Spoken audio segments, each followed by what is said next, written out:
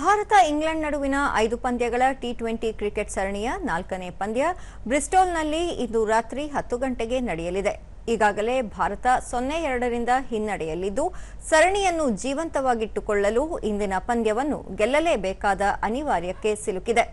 ಮೂರನೇ ಪಂದ್ಯದಲ್ಲಿ ಭಾರತ 125 ರನ್ಗಳ ಅಂತರದಿಂದ ಸೋಲು ಕಂಡ ನಂತರ ನಾಯಕ ಶ್ರೇಯಸ್ ಅಯ್ಯರ್ ಹಾಗೂ ತರಬೇತುದಾರ ಗೌತಮ್ ಗಂಭೀರ್ ಈ ನಿಟ್ಟಿನಲ್ಲಿ ಒತ್ತಡಕ್ಕೆ ಸಿಲುಕಿದ್ದಾರೆ.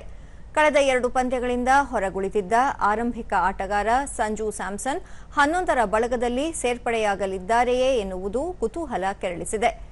ಉಪನಾಯಕ ತಿಲಕ್ ವರ್ಮಾ ಉತ್ತಮ ಪ್ರದರ್ಶನ ನೀಡುವಲ್ಲಿ ವಿಫಲರಾಗಿದ್ದಾರೆ. ಭಾರತದ ಬೌಲಿಂಗ್ ವಿಭಾಗ ನಿರಾಸೆ ಮೂಡಿಸಿದೆ. ಸ್ಪಿನ್ನರ್ ವರುಣ್ ಚಕ್ರವರ್ತಿ ಸರಣಿಯಲ್ಲಿ ಈವರೆಗೆ 1 ವಿಕೆಟ್ ಅಷ್ಟೇ ಪಡೆದಿದ್ದಾರೆ.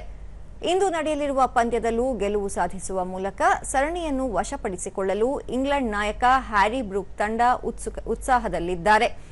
ಮತ್ತೊಂದೆಡೆ ಶ್ರೇಯಸ್ ಅಯ್ಯರ್ ನೇತೃತ್ವದ ಭಾರತ ತಂಡ 4ನೇ ಪಂದ್ಯದಲ್ಲಿ ಗೆಲುವು ಸಾಧಿಸುವ ಮೂಲಕ ಸರಣಿಯನ್ನು ಜೀವಂತವಾಗಿರಿಸುವ ತವಕದಲ್ಲಿದೆ.